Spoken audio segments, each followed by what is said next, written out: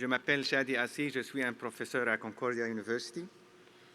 Good morning to all. My name is Shadi Assi. I am a professor at Concordia. What a privilege to read this citation to you today. Madame la Chancelière, j'ai l'honneur de vous présenter Monsieur Mallik, qui s'est distingué par son rôle de premier plan dans la conception de technologies mobiles. In the India of his youth, it took 10 years to get a new phone line installed. The anticipation sparked young Mallik's interest in how this powerful technology worked. Even before finishing his PhD in Information and Communications Engineering at the University of Tokyo, he began working and innovating. Dr. Mallik has been a central figure in 3 architectural transitions in mobile telecom networks since 2000, from narrowband voice-centric 2G networks through today's 5G networks that support Internet of Things applications. Throughout this journey, he has been a staunch supporter of industry-academia collaborations and public-private partnerships. He works with policymakers globally to ensure a unified approach that avoids standards fragmentation to harmonize and accelerate innovation. Today, as Chief Technology Officer at Ericsson Silicon Valley, he drives Ericsson thought leadership and early 6G research efforts.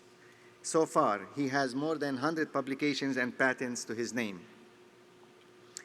As a visiting or honorary professor, Dr. Mallik has mentored more than 100 university students to become next-generation leaders.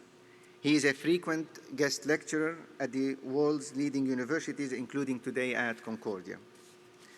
Dr. Mallik has won many top awards and is an elected fellow of 3 national academies, the UK Royal Academy of Engineering, the Royal Society of Edinburgh, and the Canadian Academy of Engineering. Madame la Chancelière, au nom du Conseil d'administration et du Sénat de l'Université, j'ai le privilège et l'honneur de vous présenter M. Mallik Tatipamula, afin que vous lui décerniez un doctorat et sciences honoris causa.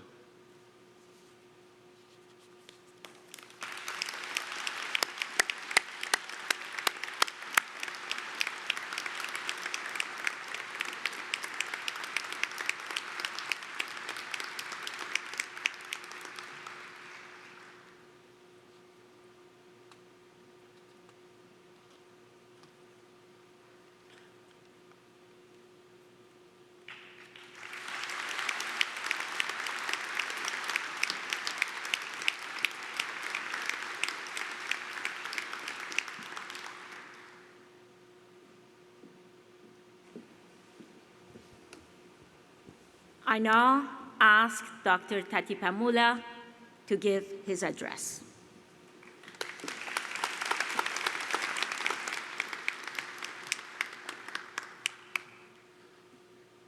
Good morning, everyone. Wow, what an excitement and enthusiasm I see it here. I feel 10 years younger here now, But thank you very much, Shadi, for a great introduction. Dear Madam Chancellor, Mr. President and Vice Chancellor, honored platform guests, of course, graduating class of 2024, family and friends. It's a great honor for me to be here today, celebrating this momentous occasion with you all. I'm humbled and privileged to receive this honorary doctorate from Concordia University, a phenomenal university doing amazing things, impacting our world and our nation. And my gratitude to the Board of Governors, Senate, and the Gina Cody School of Engineering and Computer Science for this recognition. And I owe this honor to my family and my wife sitting there, and my teachers and my colleagues for all their support throughout my life journey. Graduating class, you are a truly remarkable group. You face challenges of COVID head-on with determination and hard work and courage to reach this moment.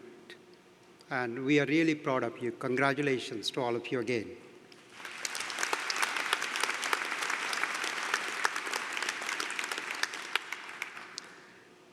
So when I graduated in 1988, 36 years ago, world was a different place. We had no mobile phones, no internet. The standard mode of communication was writing letters.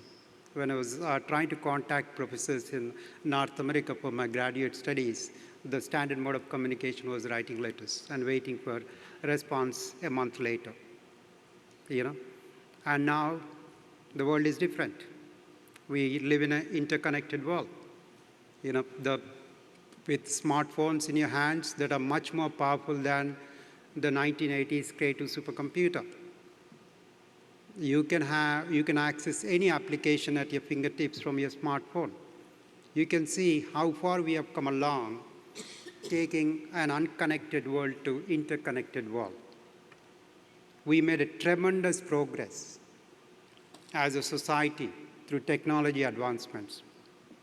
Are we done it? No. We connected the people. Now this is the time to connect to the planet Earth. We need to think about sustainable future. That looking to next 20 years, where you're going to be part of the shaping the future, it's a lot more exciting than the last 20 years because we face greater challenges in terms of achieving net zero emissions by 2050 for creating sustainable planet. And I do understand that we have some civil, building, and environmental engineers here, along with the computer science. Just to give an example, the buildings alone emit more than 30% of greenhouse gas emissions. Let alone, there is an ambition to build more buildings.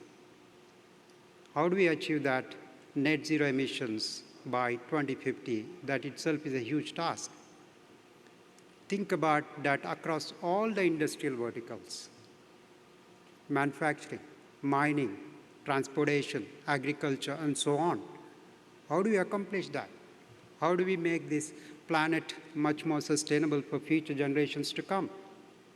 How do we realize net zero by 2050 across all the industrial sectors? That is the biggest challenge we all face, and you're going to be part of shaping that future.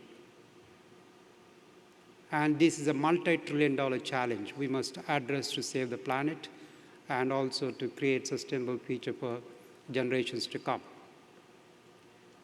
These demands, this is not just one engineering field problem.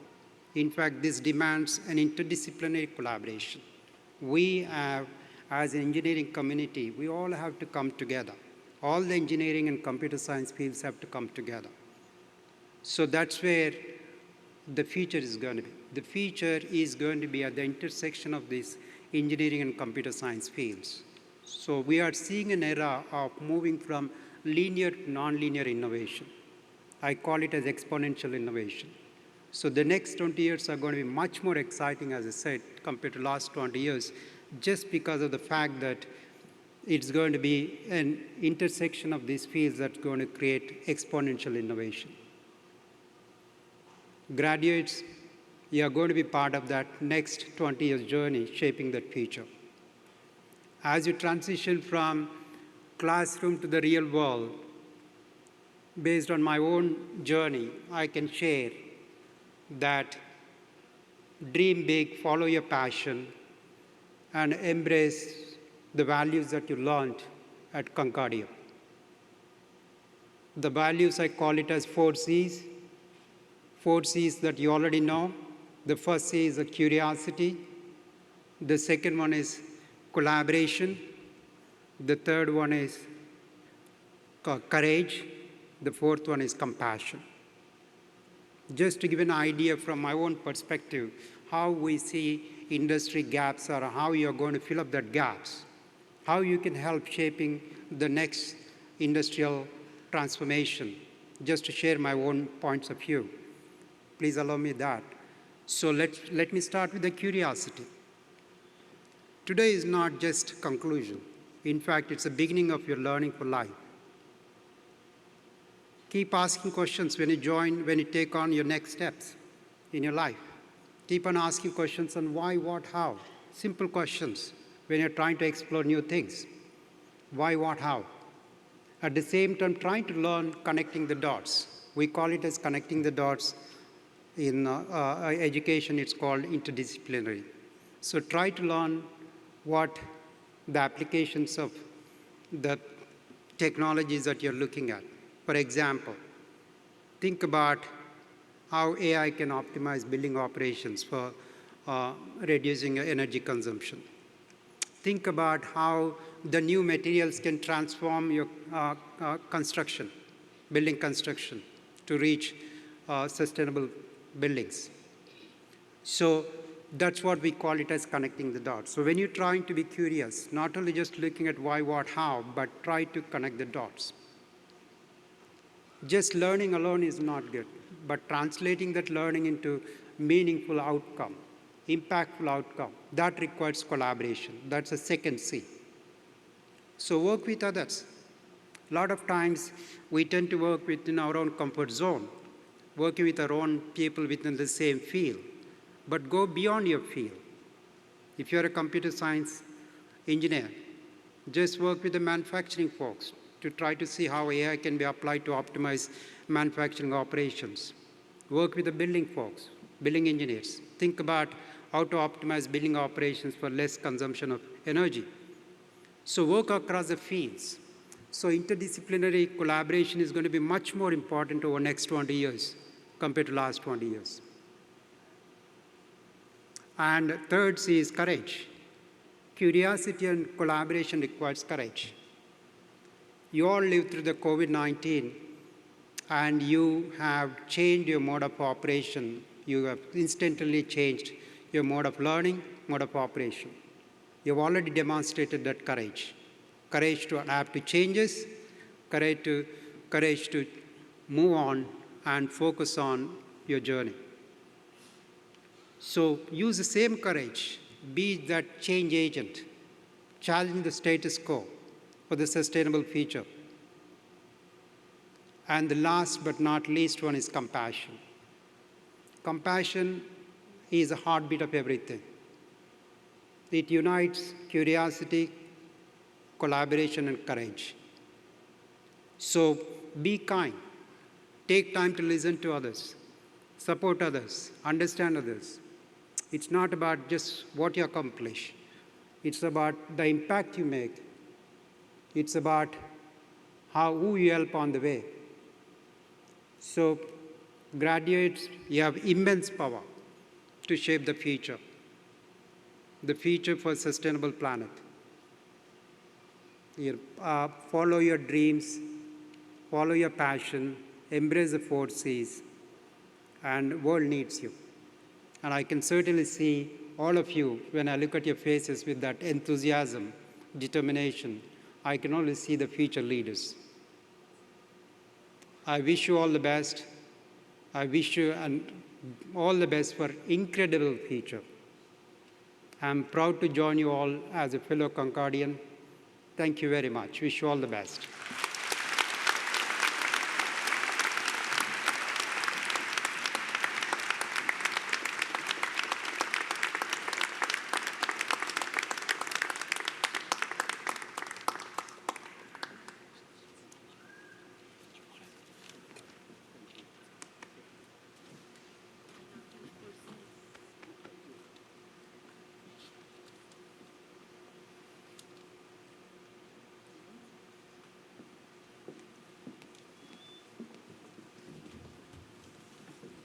Thank you, Mallik.